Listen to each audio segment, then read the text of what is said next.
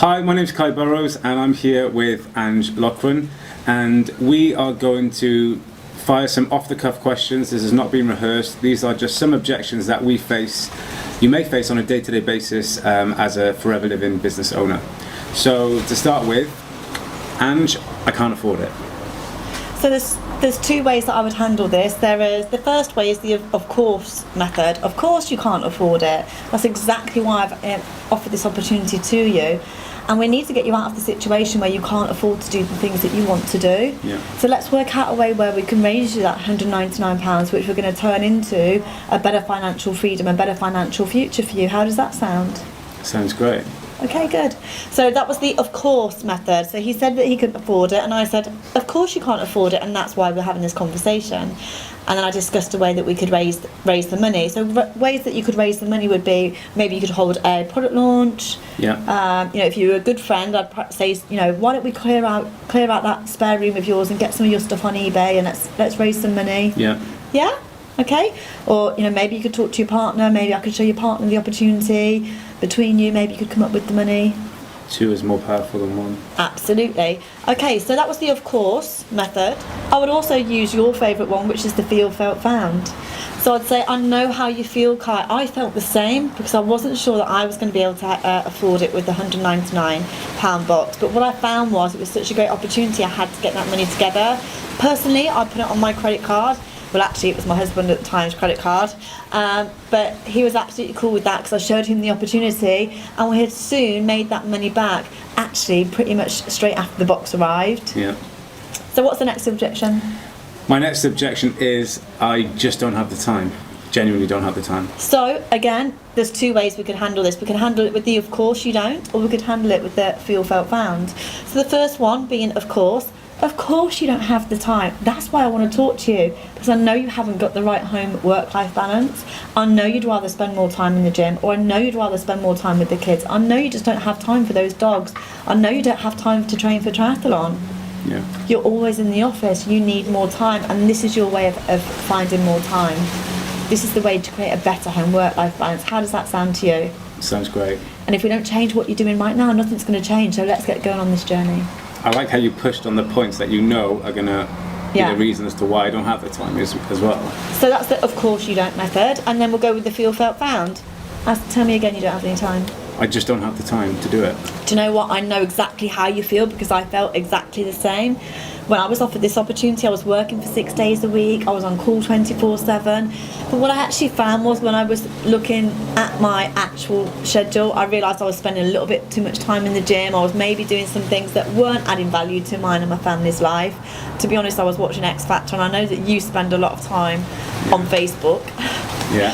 Which is essentially free time. You only need to find around 10 to 15 hours a week initially, and that can very much be slotted in the nooks and crannies of your job. Yeah. So, for example, when you're on your lunch break, or when you're on your way to work, on your way home from work, you could be making calls from the car on your hands-free set. Yeah. You're on Facebook anyway. There's a lot of other work that we do is via social media, and you're also talking to the other dads at the school gates, or you're also talking to your friends at football, or you're also talking to the guys down at the gym. So there's plenty of opportunity to just slot this business around what you're already doing. How does that sound? Sounds really good. Boom. Okay, the next one. My next objection is everybody's doing it in my area, or I know quite a few people doing it on my Facebook. I see them doing it all the time.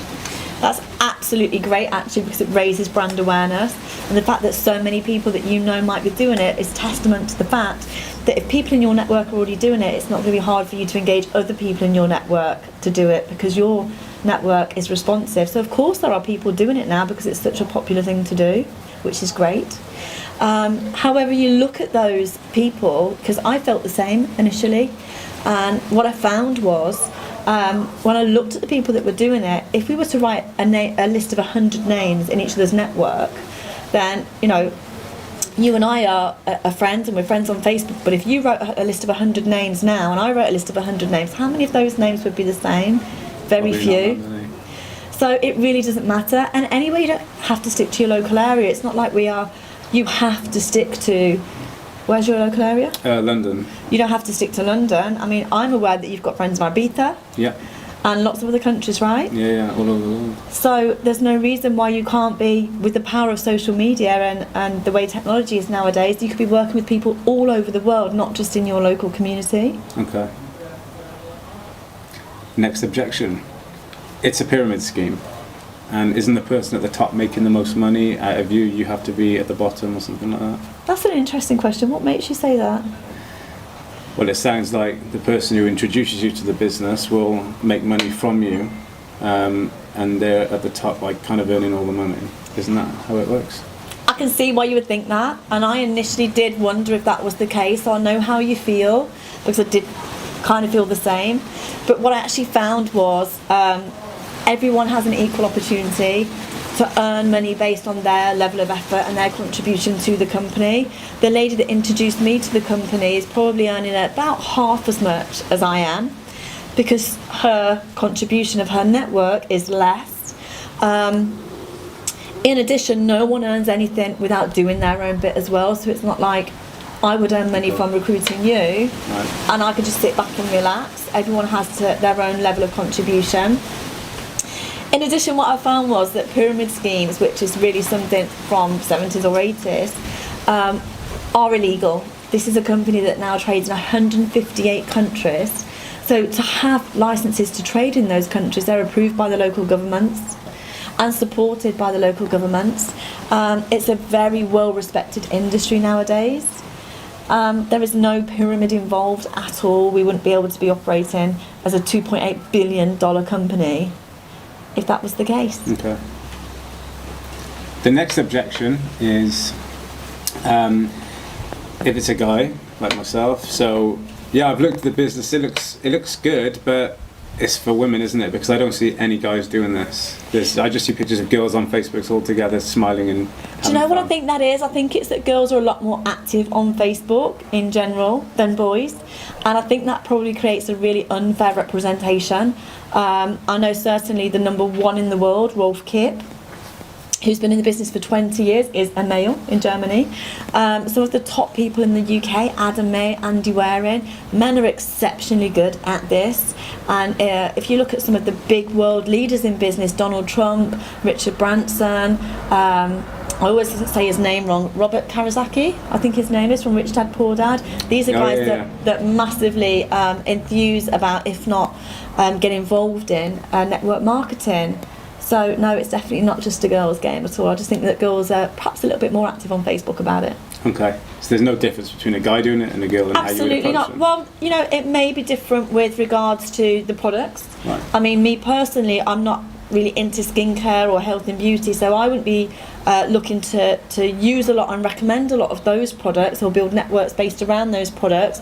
I personally like the sports and fitness products. You know, you might prefer wearing makeup to me, but, you know, maybe on a Saturday night, hey? However, surprising. I think that like me, you would probably concentrate on the more sports products and the more general products rather than going down the beauty and hair care kind of route. Okay. So with a guy then you would target, I mean, you would obviously put them down. If they're a gym goer, you would say you could have a business in the sports Exactly. section, weight management kind of. Exactly. Perfect. Okay, so I've never done sales before. I can't sell. I've never sold a thing, just like I hadn't because I was a police officer. How are you going to handle that? Of course you haven't. That's not a problem here, because we actually teach you how to recommend products as opposed to selling products. The products sell themselves if you're using them. Much like when you told me to go to Bella Italia because you had a great pasta in there the other night, you recommended me the restaurant, and off I went and had a great restaurant and had a great meal that evening in the restaurant. Yeah. When you asked me what film to watch, and I told you to go and watch the new Will Smith film, I think it was called Focus, and you went and you really enjoyed it. Yeah. That's us recommending, not selling, because we've tried it out ourselves, so we can hand on heart recommend it.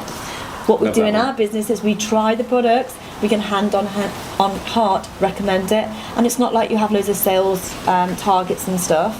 No. So that's that. Of course you don't. So if you say I can't sell, I say, well, I know how you feel, because I felt the same, but actually what I found was when you're using the products and sharing the benefits, they sell themselves. Okay, you can't help but share them and talk Exactly. about them. Okay. So what's the next objection? So my next objection would be that my family wouldn't support me. They're all against it, and they've got all the same objections as what I've given you already. Okay. What would you do?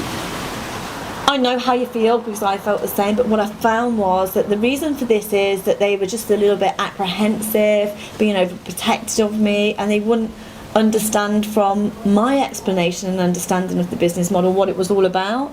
So generally it's just their knee-jerk reaction, and if we take time to sit down, maybe I could come along and show them with you, or we could try and get them to a business presentation. When they actually see the model and they find out really what it is, then they'll be a little bit more supportive, if not to join your team. Okay.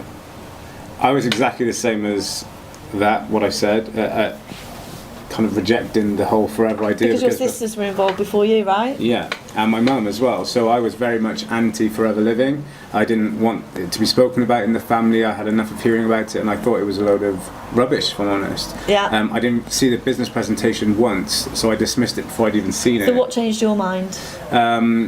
Seeing the success, but also then sitting down and watching a business presentation and realising the actual true potential. So it's getting that person, I think, to watch the business presentation or explaining it, either with someone who's more experienced like yourself, or your upline, whoever that might be. Yeah. And go into it that way. So there's two things: either we could try to show them the business properly, or we just have to say, okay, I understand that you're concerned about me. Give me some time to prove you wrong, and then that's what I'll say, and let the haters be the motivators.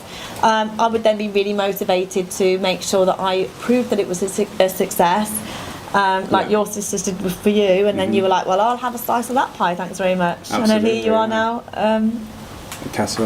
having a fantastic, successful forever career. Yeah. So I mean, I think we've got one final objection, right? One final one, which is I already work 2 jobs, or I already work 3 jobs. I've got no time because I'm working 2 jobs. Of course you do, and that is why I need to talk to you about this, because wouldn't it be much more beneficial to you if we could find you one role where you could earn your true potential? We can replace the income from those 2 jobs, so you don't have to keep coming home from the office and driving down to the gym to do your stint on the membership desk down there, or I want you to just have one job where you can earn your true worth, and you can have a better quality home work-life balance. Okay, that sounds great. Great. You want to join my team? I'd love to join the team. High five! You got to remember. So there's a few of the objections, and we hope that helped you guys. See you soon. Bye.